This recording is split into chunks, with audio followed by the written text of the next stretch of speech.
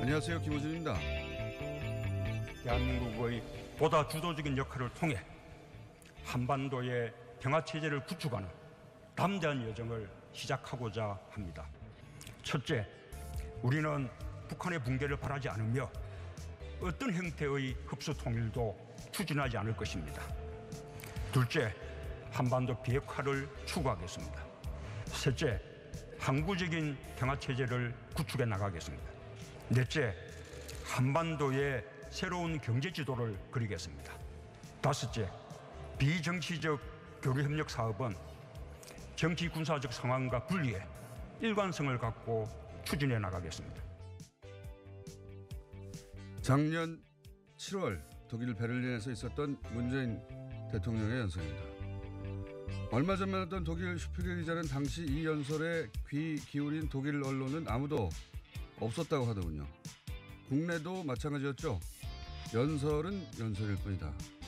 실제 작년은 평화는커녕 핵전쟁 이야기만 난무했습니다. 그런데 연설이 실현되어 가고 있습니다. 설레는 일입니다. 혹자는 냉정하라 말합니다. 저는 입을 다물라 하고 싶습니다. 그런 말을 하는 이들이 언제 한번 설레게라도 한 적이 있습니까? 저는 설레는 마음으로 앞으로 몇 개월 혹은 몇 년에 걸쳐 벌어질 역사적 대장정의 출발로서 오늘을 맞이하겠습니다. 그리고 적어도 오늘 하루는 문재인 대통령, 김정은 위원장에게 무한한 감사를 보낸다. 김호준의 인사였습니다.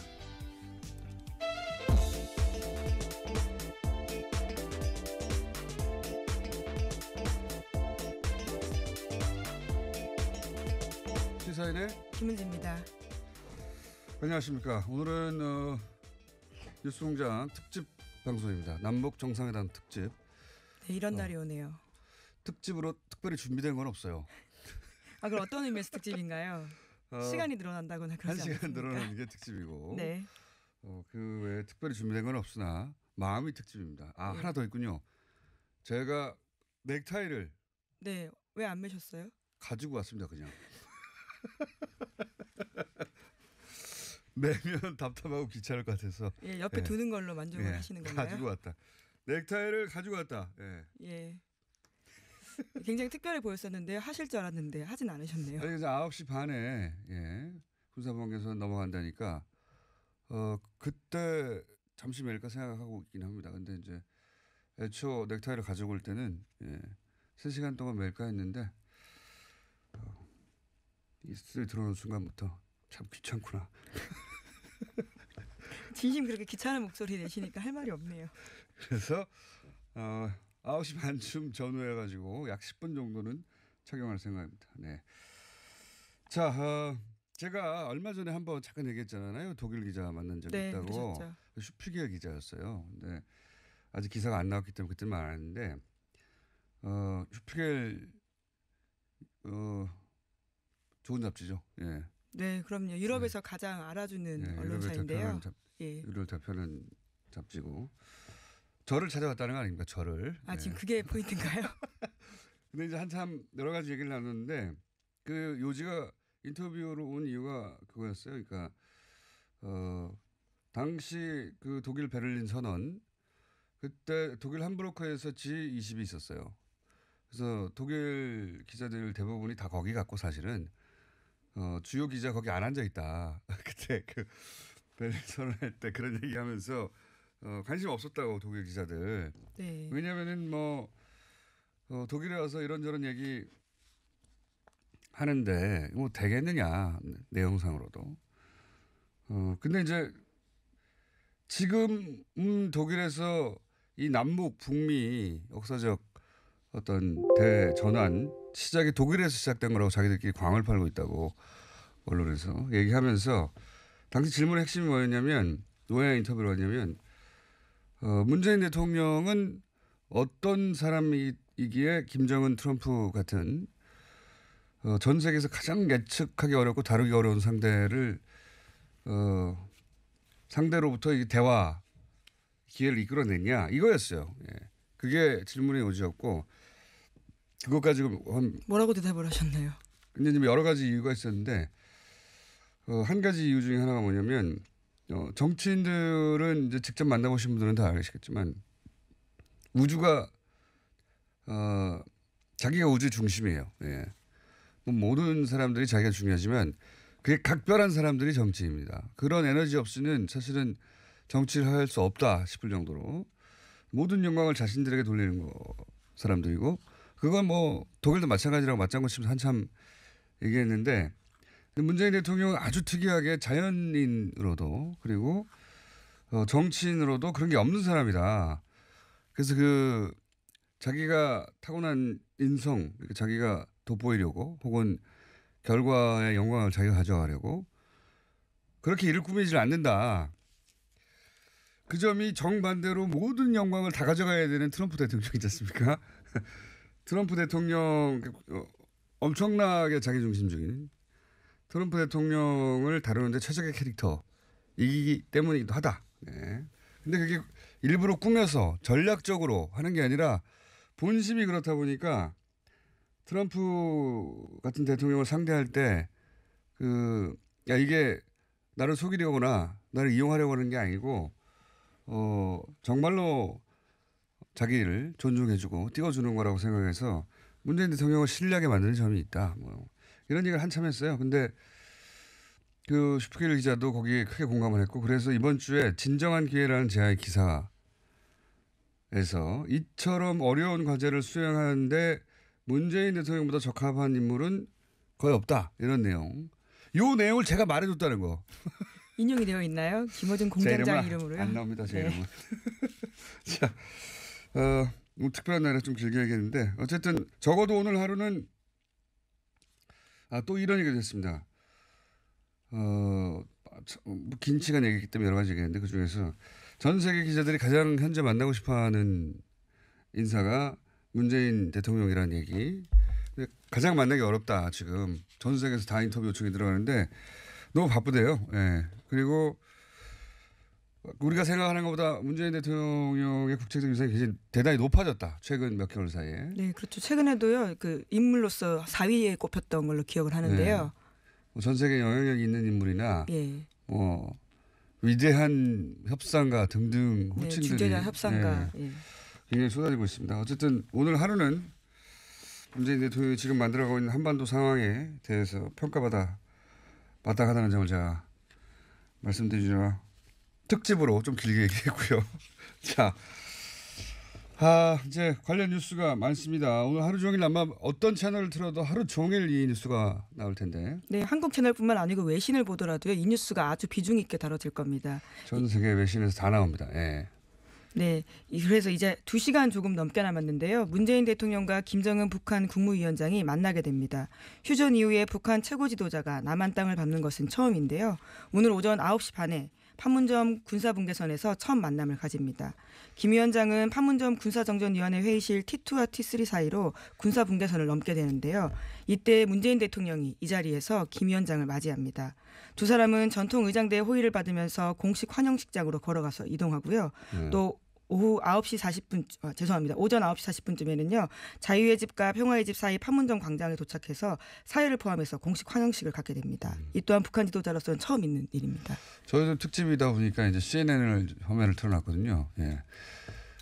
소리는 안 납니다. 소리는 안 나고 화면 보고 있는데 계속 생방송 중이에요. CNN에서도 그러면서 이제 한국의 지도자로서는 딱 3번밖에 없었던 그렇죠. 세 번째 네. 정상회담입니다. 3번밖에 없었던 미팅이고 역사적인 정상회담이라는 자막하에 열심히 떠들어대고 있습니다. 네, 그만큼 전 세계가 주목하고 있는 이벤트이자 굉장히 중요한 정치적 만남입니다. 자, 저는 잘 설레지 않는 편인데 설레는 면이 좀 있습니다. 실제. 그리고 오늘 이제 나중에 보시면 아시겠지만 이 남북 관계의 어떤 이벤트들은요. 아무 생각 없이 보다가 사람마다 좀 다른데 어느 순간 울컥하게 만드는 장면들이 미묘하게 들어가 있어요. 오늘 저는 10대, 20대가 이 광경을 꼭 봤으면 좋겠고 왜냐하면 이제 이런 기억들이 남아서 앞으로 남북관계가 뭐 1, 2년 사이에 획기적으로 변할 수도 있지만 아주 오래 걸릴 수도 있잖아요. 예. 네, 저도 2000년 6.15 때 봤던 장면이 아주 오래 기억에 남는데요. 그때 처음으로 김정일 위원장을 공식적으로 봤었습니다. 그때 악수하고 환영식하고요. 그게 아주 오랜 기억으로 또 그런 어떤 뭐 북한에 대한 이미지를 형성하는 데 있어가지고 그렇죠. 10대 때 남아 있거든요. 저의 어린 시절은 또리 장군으로 선정됐었거든요. 네, 저는 6.15입니다. 그리고 이 오늘 일정 중에 개인적으로 야 이거 누구 아이디어인지 정말 대박이다 싶은 게 하나가 있습니다. 뭐냐면 도보다리. 예. 그러니까 네, 오후 시간에 하게 됩니다. 예, 밥 먹고 예. 산책을 좀 하게 되는데요. 밥 먹고 나무 하나 심는데요. 뭐 그런 거야 뭐 하겠죠. 근데 이제 도보다리에서 두 사람만 산책을 한다는 거 아닙니까? 두 사람만.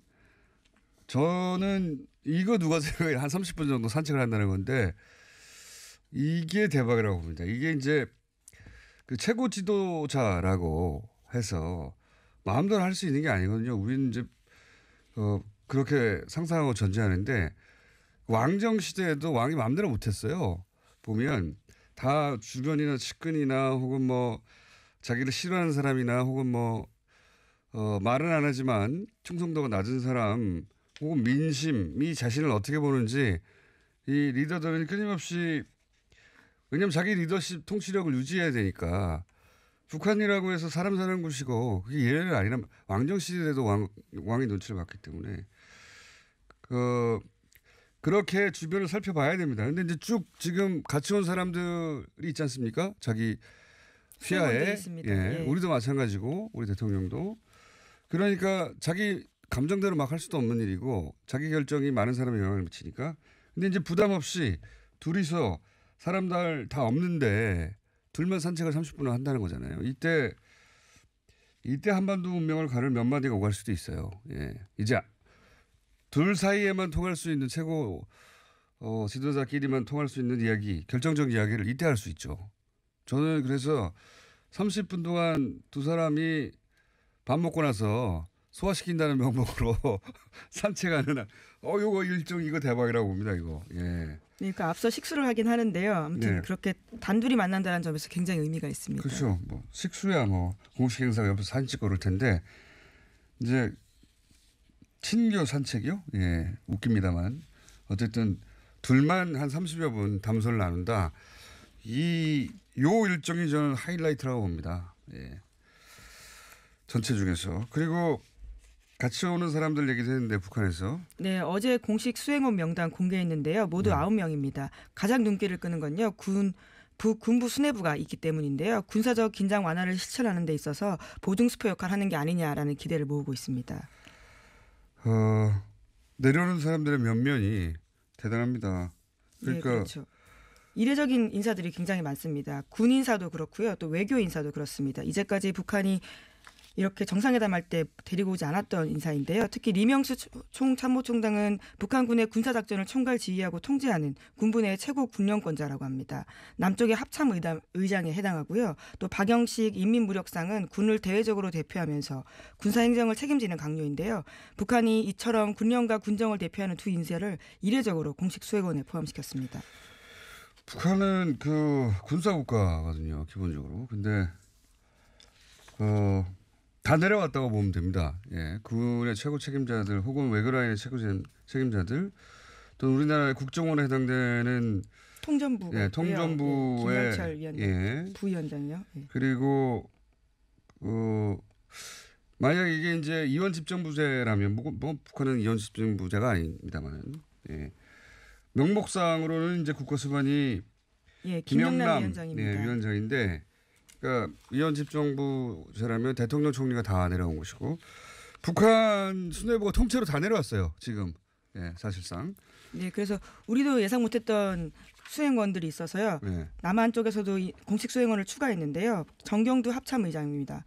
격을 맞춰가지고 수행원 명단을 보내오자 이에 맞춰서 공식 수행원에 추가를 했다라고 합니다. 그러니까요. 북한이 다 내려갔다 사실상. 예, 이쪽이 다 내려갔다. 네, 또 김여정 제1부부장도 빼놓을 수가 없고요. 예, 소위 이제 백두혈통도 다 내려오고 지금 판문점에 오늘 다 내려옵니다. 북한에. 핵심이라고 할 수 있는 사람들인데요. 핵심이 다 내려왔어요. 예. 참 이렇게 다 내려왔네요. 모든 중요한 결정을 여기서 즉시 다 결정하겠다는 거죠. 네. 제가 보기에는 김정은 위원장이 자 그거는 본인이라고 해서 세부 사항을 다 알 수는 없잖아요. 물어봐야 돼요. 그러면 그거 어떻게 됐지? 라고 멀리 있는 뭐 평양에 연락하는 게 아니라 예. 바로바로 즉시 그 자리에 결정하겠다는 그런 의지 같아요. 예. 네, 게다가 김영남 위원장 같은 경우에는 우리가 2000년, 2007년에 정상회담 할 때 대통령들이 각각 별도회담 가졌었거든요. 그런데 네. 이번에는요. 별도회담 고집하지 않고 같이 온 겁니다. 이것도 굉장히 눈에 띄는 장면들인데요. 그러니까 다 내려왔고 다 같이 하겠다. 그 자리에서 다 결정했고 저는 이 도보다리까지 산책 요거 굉장히 주목하는 바이고 요거 기대해 주시고 그리고 10대를 두고 계신 부모님들은 꼭 오늘 라이브로 일부 장면을 보여주셔야 한다. 그 또리 장군으로 제가 머릿속에 점철된 채 20대를 보냈거든요. 예. CNN은 지금 냉면 요리가 어떤 요리인지 소개하고 있어요. 예. 저 사람들 대단하네. 냉면이라는 고유명사 자체로요. 외신이 네. 보도하고 있다라고 합니다. 그 자체도 굉장히 재밌습니다. 하나의 재미있는 포인트가 되는 거죠. CNN에서 지금 냉면 평양 냉면 소개하면서 냉면을 어떻게 먹는지 예, 고명을 네. 올리고 있습니다. 무슨 뉴스 방송에서 저런 걸 하고 있습니까? 그 정도로 냉면 요리에 또 우리가 의미를 부여한 것도 있는데요. 그렇게 네. 의미를 또 해석해 주는 거죠. 하긴 뭐 자기들도 하루 종일 방송하려면 뭐 하긴 해야 되겠죠. 하여튼 뉴스 스튜디오에서 지금 냉면 만드는 뭐 예, 먹기까지 하면 대박이겠네요. 예. 참네. 자 다음 뉴스는 우리 네. 뉴스는요. 예. 임종석 남북 정상회담 준비위원장이 회담의 핵심 의제는 비핵화다라고 밝혔습니다. 북한의 뚜렷한 비핵화 의지를 명문화하고 그 비핵화가 한반도의 완전한 비핵화라는 걸 확인하는 것이 이번 회담의 성공 기준이다라고 제시했는데요. 하지만 상황이 녹록지 않다라고 이야기하면서요. 이 핵심적인 부분은 남북 정상이 직접 만나서 풀 수밖에 없다라고 이야기했습니다. 자 이번에는 저는 김정은 위원장 칭찬을 좀 해줘야 되겠어요. 뭐 앞으로 우리 뜻대로 안 되는 경우도 생길 것이고 또 그때 가서 욕할 땐 욕하더라도 칭찬해줘야겠다고 생각이 드는 것이 잠깐 지금 CNN에서 냉면 요리를 시연하고 있는 분이 가수 이지연 씨라고 하네요. 그러네요. 예. 저분이 왜 저기 가서 저걸 하고 있죠? 요리도 했던 걸로 알고 있는데요. 예. 가수 생활을 접고 미국에서는 요리를 하면서 가게를 했던 걸로 알고 있습니다. 네. 뭐 하여간 갑자기 이지연 씨가 CNN에서 남북 정상회담 얘기하다가 나와서 냉면 요리를 소개하고 있습니다. 네. 그렇고요. 예, 다시 비핵화로 넘어가면요. 비핵화로 넘어가서 이렇게 김정일 위원장이 우리 속을 썩이거나 우리가 앞으로 비판할 일도 생길 수 있겠지만 당장은 그 김정은 위원장은 우리가 정말 너무 몰랐다는 생각을 계속하게 됩니다. 네, 알려진 자료가 워낙 없었기도 했고요. 북한에서 교통사고가 났어요. 네, 그렇습니다. 아시는 분은 뭐 아실 수 있겠지만 중국인 관광객들이 교통사고 나서 죽거나 다치는 일이 크게 있었습니다. 30여 명 이상이 죽거나 사상했어요. 굉장히 큰 사건인데 버스를 타고 관광객이 왔다가 근데 이제 김정은 위원장이 이 시신하고 부상자들이 이제 중국으로 가야 되잖아요. 기차를 태워 보내는 역으로 왔어요. 네, 직접 찾았다라고 하는데 굉장히 이례적인 일입니다. 역으로 왔는데 그 소위 이제 이렇게 관광객의 사고에 북한의 최고 지도자가 직접 찾아온 경우도 없지만 더 최초는 속죄한다는 표현을 썼어요. 속죄한다. 네, 시진핑 주석에게 위로 전문을 보냈는데요. 그러한 표현이 들어가 있습니다. 그러니까 북한 지도자가 자신이 잘못했으니 속죄한다는 표현을 쓴 건 처음이거든요. 그 김정은 위원장은 우리가 이전에 본 적이 없는 스타일의 북한 최고 지도자이고 그리고 기본적으로 국제적 수준에서 통용되는 뭐랄까요 국제적 수준의 어떤 감각 혹은 에티켓 태도, 예. 태도, 에티튜드 그게 뭔지 분명히 아는 것 같습니다. 예, 분명히 아는 것 같고 그리고 굉장히 대담하다. 이제까지 항상 예상 외의 것들을 제안했던 바가 있는데요. 남한에 오겠다고 제안했던 것도 북한 쪽에서 받아들인 거긴 합니다. 그리고 그 시진핑과 만난 방고 김정은 위원장이 먼저 제안한 것으로 지금 알려지고 있어요. 그리고 지금 보면은 트럼프 대통령이 미국이 요구하기 전에 북한이 먼저 양보했다는 거 아닙니까? 예. 네, 어제 또 폭스뉴스와 인터뷰에서 그렇게 밝혔습니다. 그럼 물론 뭐 자기 자랑하느라고 그랬어요. 내가 약했으면 핵전쟁이 나왔다. 내가 워낙 강하니까 북한이 미리 양보한 거다. 이런 얘기 하느라고 이걸 꺼낸 거긴 한데, 그러니까 이 지금 모라토리엄, 핵 동결 이게 1차적으로 협상의 대상이 될 거라고 이제 소위 남한의 전문가들은 얘기해 왔거든요. 왜냐하면은 이 모라토리움이라고 표현한 핵 동결 더 이상 우리가 핵을 개발하지 않겠다. 네, 미래 핵에 대한 포기라고 볼 수 미래 있는 핵을 건데요. 포기하는 것. 그러니까 미래 핵, 현재 핵, 과거 핵 이렇게 나눠서들 얘기를 하는데 우리 더 이상 이제 개발 실험 안 해요. 이 핵 동결에 해당되는 것부터 협상 대상일 거라고 생각했는데 그냥 먼저 해버렸어요. 네, 선제적으로 해버리고요. 협상 테이블에서 네. 치워버린 겁니다. 분명히 써먹을 수 있는 카드였거든요. 그냥 해버렸어요. 대단히 대담하고 그러면 이제 협상의 출발선이 앞으로 확 당겨지는 거거든요. 남은 거는 미래 핵은 이제 안 한다고 했으니까 과거 핵 지금 핵을 보유하고 있는 건 이미 개발된 과거 핵입니다. 그걸 과거 핵이라고 부르고 현재 핵은 이제 개발 시설들 있지 않습니까? 예. 그러니까 이걸 다 없애야 되는 건데 적어도 미래 핵을 안 하겠다고 분명히 협상 대상이 될 거라고 생각했는데 이걸 먼저 치워버렸어요. 대담하다. 예. 대담하고 속죄한다. 그리고 작년에 이런 표현도 있었습니다. 경제개발 지금 북한이 경제개발 3년 차인가 그래요. 뭐 5개년 계약 이런 거 있지 않습니까? 네, 흔히 하는 그렇죠. 거. 네, 병진 노선을 네. 걷겠다면서요. 근데 그중에 작년인가요? 재작년이었던가 계획만큼 안 됐다고 본인이 반성한다는 연설을 해요. 예, 그것도 처음이에요. 최고 지도자가 내가 잘못해가지고 이게 계획이 안 됐다. 계획대로 우리가 생각했던 것보다 훨씬 대담하고 그냥 국제적 수준에서 이해할 만한 사고방식을 가졌다. 그 점을 지적해줘야 될 것 같습니다. 예. 자, 특집인데 또 북한 관련 뉴스가 또 있습니까? 예, 트럼프 대통령 아까 이야기 말씀하셨는데요. 관련해서 인터뷰 내용 조금 더 말씀드리겠습니다. 그러니까 자기가 요구도 하기 전에 양보했다라면서요. 김정은 위원장에 대해서 다시 한번 또 칭찬성 코멘트를 하게 된 건데요. 물론 자신을 더 띄우는 목적이긴 했습니다. 하지만 그러면서 양보했다라는 이야기에 대해서 계속해서 가짜뉴스다라고 비판하고 있습니다. 그러니까 지금 참 아이러니예요. 미국의 이제 공화당 쪽 그리고 상대적으로 진보적이라고 평가받는 쪽이 이 남북 문제 이 진척에 대해서 불만이 커요.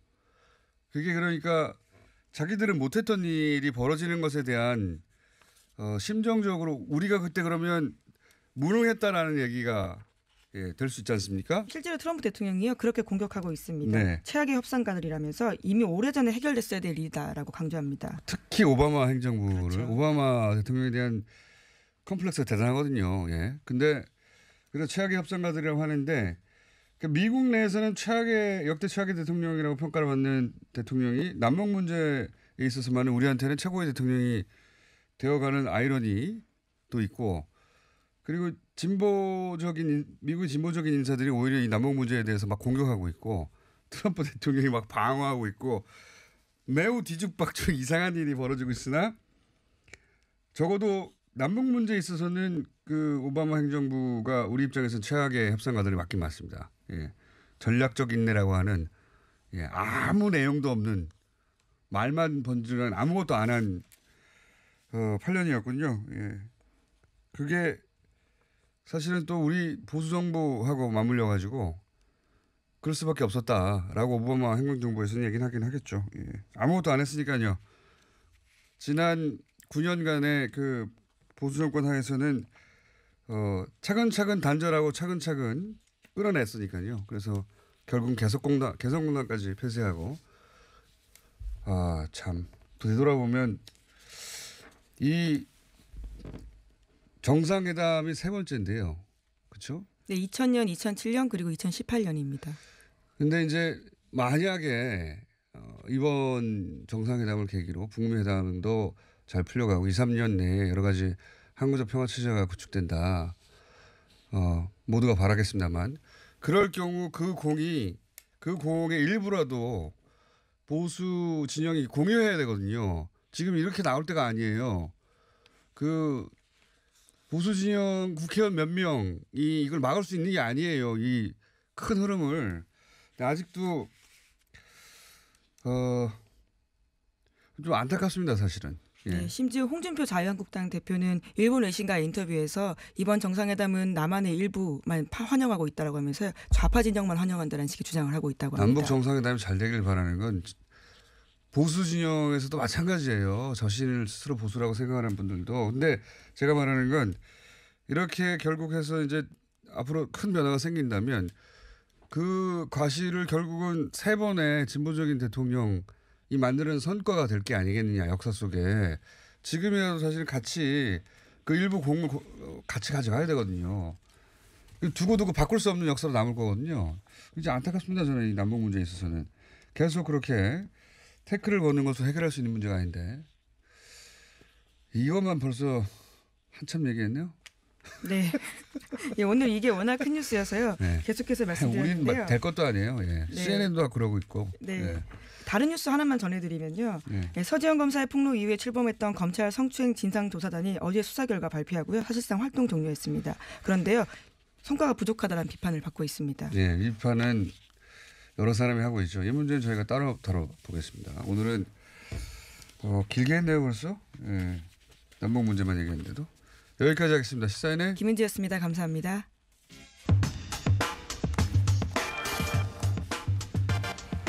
자, 오늘 첫 번째 게스트입니다. 2차 정상회담을 성사시킨 대북 특사였었죠. 네. 2차 정상회담 성사를 시킨 대북 특사로 오늘 나오신 분입니다. 민주평화당 정동영 의원 나오셨습니다. 안녕하십니까. 네, 안녕하세요. 당시 통일부 장관이셨죠. 예. 예. 오늘은 민주평화당 얘기는 아니고요. 지방선거 얘기도 아니고 이 남북 정상회담 얘기만. 이거 뭐 감회가 새로운 분들, 남다른 분들이 여러 분 있겠지만 의원님도 이건 감회가 남다르시죠. 예, 오래 기다렸죠. 오래 기다렸죠. 65년 기다린 겁니다. 휴전 협정일이 며칠인지 아세요 혹시? 생일과 같다고. 본인의. 53년 7월 27일인데 네. 제가 태어나서도 휴전 체제. 제 아들들이 군대 갔을 때도 휴전 체제. 이제 65년 만에 이 불안정한 정전 체제를 바꾸는 이제 오늘 첫 의원님 걸음이죠. 생일도 7월 27일이라면서요. 아니 그러니까 그날이 제가 태어난 날이에요. 네. 제 개인적으로도 운명적 전환이지요. 오늘만 기억하고 있겠습니다. 의원님 생일은. 근데 우선 저 얘기부터 좀 해봤으면 좋겠습니다. 그 김정일 위원장을 이제 직접 만나신 거잖아요. 가가지고. 예. 예. 뭐 3박 4일인가 2박 3일 동안 만나신 거죠. 그때는 뭐 갈 땐 특사가 아니었고요. 네. 이제 하도 남북 관계가 막혀 있었고 이 참여정부 출범하고 나서 절반이 지났는데 남북 관계는 얼어붙어 있었어요. 그때 여러 가지 북미 관계도 험악했고 그때 북한은 이불이었잖아요. 이불, 엑시스 오브 이불, 악이었단 말이죠. 악의 그리고 축. 경제 사정도 굉장히 어려웠지 않습니까? 그렇죠. 네. 그래서 이걸 뚫어보려고 6.15 5주년 기념 행사에 이제 정부 대표단이 끼어서 방북한 거지요. 근데 이제 그때 이제 김정일 위원장도 이제 나와야 되겠다 하는 그런 생각을 하고 있었겠죠. 그래서 이제 만남이 성사됐고 그래서 이제 그 전후에서 전략적 결단 그건 뭐냐면 정상회담 해야 되겠다. 그다음에 비핵화 협상에 나서야 되겠다. 이렇게 해서 바로 그 직후에 2005년 9.19 핵포기 합의까지 이루어진 거죠. 제가 궁금한 것은 이제 이렇게 이제 알려진 거 말고 안 알려진 내용들이 있을 거 아닙니까? 그때 당시만 하더라도 특사였고 또 김정일 위원장이 살아있는데 둘만 나눴던 얘기를 공개할 수 없다거나 이런 거 있었지 않습니까? 그때 이제 있었을 것 같아요. 발표되지 않은 내용은 그거죠. 정상회담 장소. 네. 지금 뭐 트럼프 김정은 정상회담 장소가 아직 결정이 안 됐는데요. 원래 2차 정상회담은 2000년 6.15 김대중 대통령과 김정일 위원장 간에 6.15 합의문에 이렇게 적혀 있어요. 조속한 시일 내에 서울에서 2차 정상회담을 그렇죠. 한다. 김대중 대통령 평양 갔고 그다음에 이제 그 서울로 와라. 그렇죠. 이렇게 하고 끝났죠. 그게 이제 합의가 된 건데 5년 동안 지켜지지 않았거든요. 그리고 네. 그 사이에 이제 2차 핵 위기가 발생해서 험악해졌기 때문에 네. 도저히 뭐 분위기로서는 서울 답방이 불가능한 상황이었기 때문에 그것 때문에 이제 또 걸림돌이었어요. 네. 그래서 가서 이제 이 문제를 풀었죠. 어떻게 서울 풀었습니까? 안 와도 좋습니다. 장소는 위원장께서 결정하시고 네. 시기는 가능한 한 빠른 시간 내 지금으로부터 3개월 내에 개최를 희망합니다 했는데 이제 만남 끝나고 이제 밥 먹으러 가는데 제 귓속말로 그러더라고요. 곧 좋은 소식을 내려보내겠습니다. 그게 그러더라고요. 사진에 찍힌 그렇죠. 귀에다 대고 예. 그게 이제 사람들이 그게 무슨 말이냐고 자꾸 이제 그때 물어봤었는데 예. 그때 무슨 말을 했냐가 장소에 대해서 그렇죠. 예, 곧 좋은 소식을 내려보내겠다. 그런데 이제 특사가 왔어요. 북에서 그 뒤에 왔는데 뜻밖의 예. 제3국에서 하면 어떠냐 이런 얘기를 했어요. 그래요? 그러니까 제3국. 평양을 한 번 왔으니까 평양을 또 오라는 건 그러니까 그리고 그렇죠. 서울은 올 상황이 안 되니까 다른 나라에서 하자는 제안을 북한에서 했었어요 그때? 그렇죠. 그때는 그 의미를 몰랐어요. 그래서 이제 제가 대답한 것은 한반도 내에서 합시다. 2차 정상회담을 제3국에서 하는 것은 맞지 않다. 이것은 우리가 지금 남북 간의 문제를 국제화하는 의미가 있고 하기 때문에 이건 부담이 된다. 그러니 백두산도 좋고 한라산도 좋고 금강산도 좋고 개성도 좋고 어디라도 좋으니 한반도 내에서 하자 하는 답을 이제 준 거지요. 이제 그랬는데 나중에 이제 저희들이 파악해 본 걸로는 러시아였습니다. 러시아에서 하자. 블라디보스톡이었어요. 왜 블라디보스톡이죠? 그때 이제 두 가지인데 하나는 푸틴 대통령이 적극적인 그 후견인 역할을 하고 싶어 했고 특히 동시베리아 개발에 대한 자기 신동방 정책 그것과 연결해서 또 당시 핵심 지금도 북한의 핵심 관심사는 에너지입니다. 에너지. 러시아 뭐 이 핵 문제의 뿌리를 파고 들어가 보면은 경수로 에너지 문제가 있거든요. 이번 앞으로 비핵화에서도 최대의 걸림돌이 경수로 문제입니다. 에너지 문제예요. 근데 이제 에너지 문제를 해결할 수 있는 길 중에 하나가 러시아의 천연가스 있잖아요. 가스관 얘기가 그때부터 나온 거군요. 그래서 예. 결국은 그러면 제3국은 안 되겠다고 해서 차라리 그럼 우리가 평양을 한 번 더 갈게 이렇게 된 겁니까?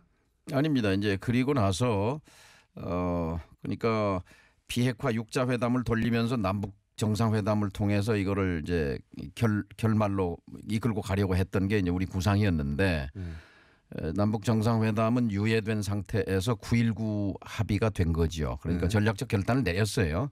북한이 핵 포기, 현존하는 모든 핵무기와 개발 중인 핵 프로그램을 포기한다. 어벤던이에요. 94년에는 동결, 프리즈고 이번에는 이제 디스맨틀먼트예요. 이번에는 이제 해체죠, 폐기하라는 거죠. 폐기 해체. 근데 그때는 이제 포기라는 단어를 썼어요. 근데 이제 전략적 결단을 내렸는데 아시다시피 이제 그리고 나서 북한이 약속을 어겼다고 언론들은 씁니다만 중요한 건 사실이잖아요. 사실은 미국이 찢은 겁니다. 저도 그렇게 들었습니다. 좀 설명 좀 해주십시오. 그때 9월 19일 날 북한과 미국 간의 적대 관계를 해소하고 관계 정상화에 합의했단 말이죠. 북미 수교해 주기로 한 거예요. 그리고 북한은 비핵화에 합의한 거예요. 그러니까 지금 우리가 하고자 하는 루틴을 간 거죠. 그렇죠. 그때 이미 합의한 거지요.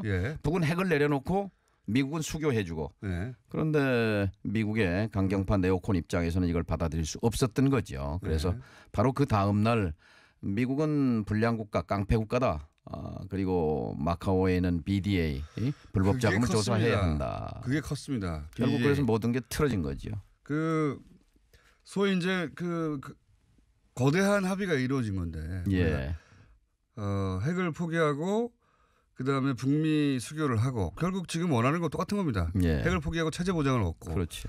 그런 약속을 그때 얻어냈는데 그 다음 날 터진 뉴스가 마카오에 있던 북한 계좌를 동결해버린 거 아닙니까 미국이. 그렇죠. 뉴스가 아니라 이제 정책이에요. 미국의 정책이 이걸 조사하겠다는 거지요. 그러니까 안 하겠다는 비핵화 거죠. 정책이 아니라 북한의 비핵화가 목표가 아니라 북한을 계속 불량 국가로 묶어두는 거지요.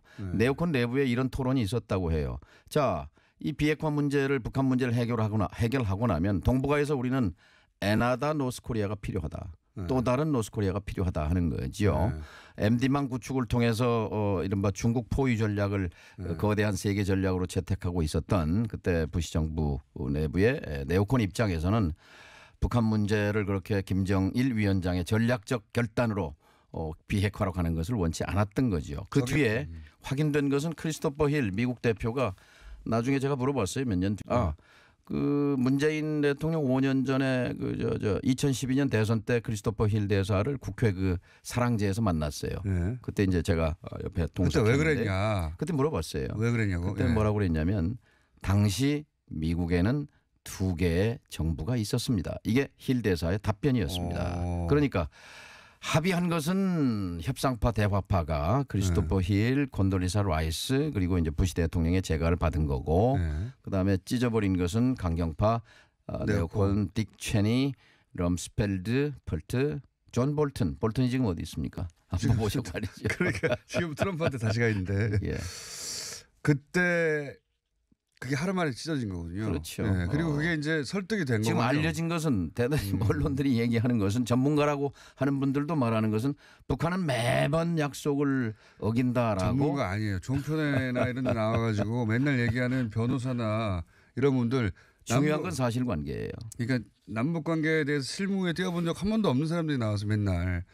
머릿속으로 생각하는 거죠. 근데 실제 벌어진 일은 그런 거였다. 자, 그게 과거인데요. 그럼 이번에 희망적인 점은 뭐고 우려되는 점은 뭡니까? 저는 잘 될 거라고 봅니다. 왜냐하면 남북 관계를 직접 뛰어본 선수급의 인사들이 이번엔 잘 될 것 같다고 확인하시더라고요. 왜냐하면 이제 북이 단군 신화에 빗대면 동굴에서 마늘과 쑥을 씹고 살아왔거든요. 근데 이제 햇빛이 비치는 광장으로 국제사회의 성원으로 참여하겠다고 전략적 결단을 내린 거예요. 김정은 시대에 2번 내렸는데 2번 다 실패했어요. 밖에서 봉쇄했기 때문에 못 나오게. 나오라고 해놓고 밖에서 막으니까 나올 길이 없죠. 김대중 전 대통령 때는 미국 정권이 바뀌었고. 미국 정권이 바뀌어서 한 번 막힌 거고요. 2005년에는 네오콘이 막아버린 거고 입구를 막았어요. 이번에 김정은 위원장이 이제 나오려고 하는데 그 손을 잡아준 사람이 이제 문재인 대통령이죠. 그리고 이번에는 북미 정상회담이 뒤에 배치돼 있기 때문에 이번에는 이제 밖으로 나올 수가 있는 거죠. 그때는 북미 정상회담을 확정해 놓고 뭐 지금도 확정은 아니지만 거의 되어가는 분위기니까 그렇게 정해놓고 그때 협상 제기된 건 아니었습니까? 그렇죠. 그때는 이제 김정일 위원장은 수동적인 입장이었어요. 어떻게 보면은 그 김대중 대통령의 노무현 대통령이 적극적으로 제안하고 이끌어낸 건데 이번의 차이는 아버지보다 아들이 훨씬 공세적이고 또 적극적이에요. 좀 스케일이 큰 측면도 있고 이번 경우는 남북 정상회담 또 트럼프 대통령에 대한 제안, 시진핑 주석에 대한 제안을 전부 지금 공세적으로 굉장히 취하고. 대담합니다. 그렇죠. 김어준 스타일인 것 같아요. 그다음 모라토리움을 이렇게 스스로 빨리 선언해버릴 거는 예상 못했지 않습니까, 다들? 그렇죠. 비핵화로 가는 역이 네 개 역이 있어요. 첫 번째 역이 유예 모라토리움이고 두 번째 역이 동결이에요. 프리징. 그다음에 세 번째가 불능화예요. 불능화. 그다음에 마지막 종착역이 이제 비핵화, 폐기죠. 폐기.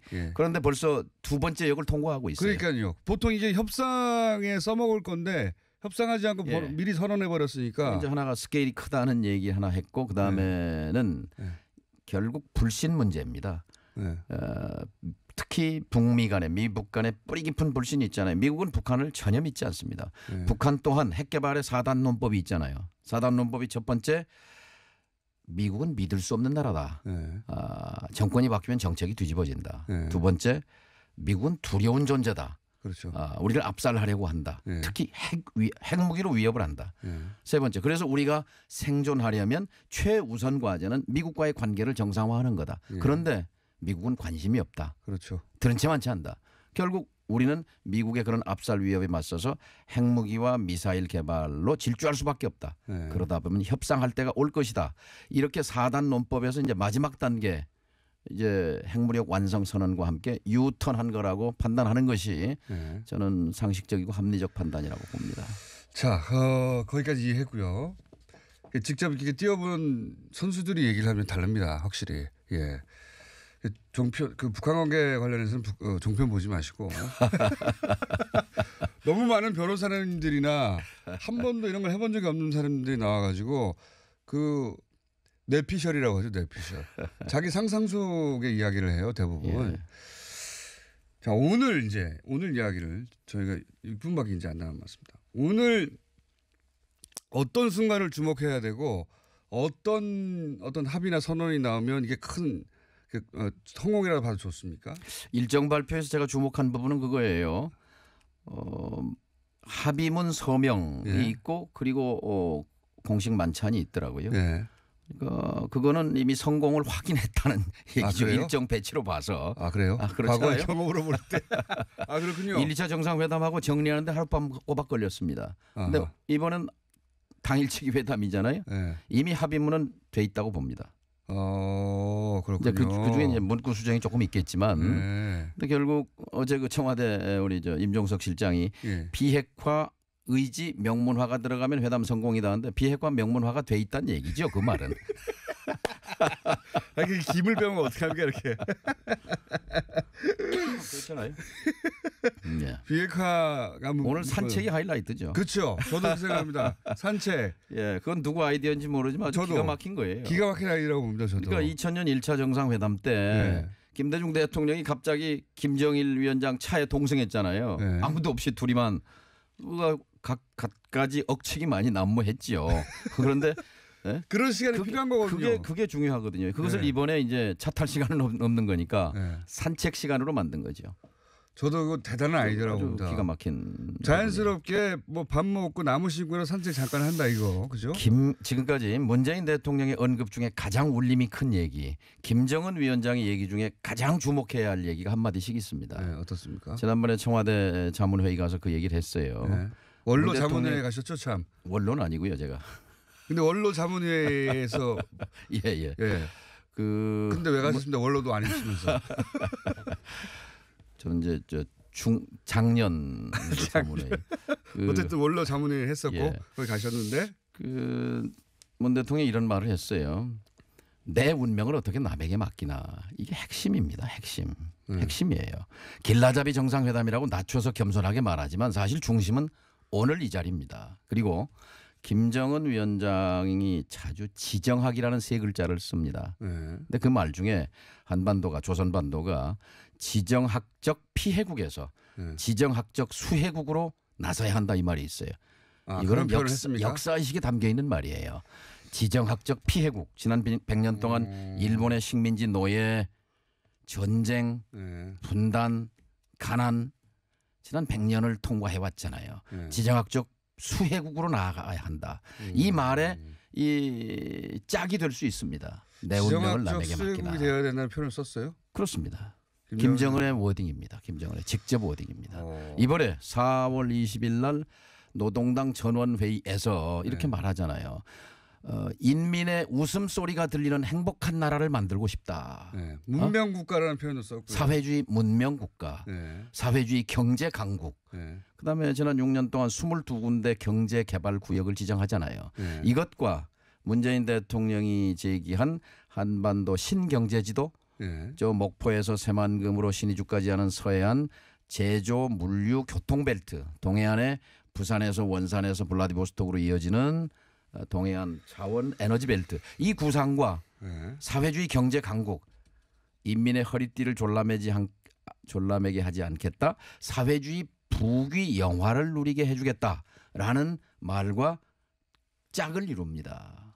김정은의 꿈은 아버지 김정일의 꿈보다 좀 큰 것 같아요. 아버지는 삼시세끼가 꿈이에요.